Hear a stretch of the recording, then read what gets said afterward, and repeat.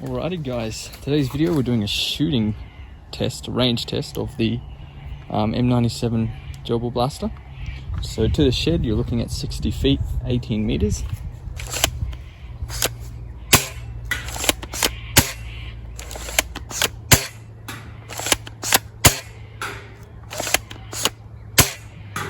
As you can see, we're having no trouble hitting the shed, and it just loads, the ammo loads down through here, through the door at the top, and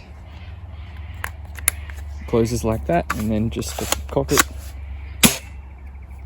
You do have to tilt it down because it's gravity fed, so that shot, nothing came out.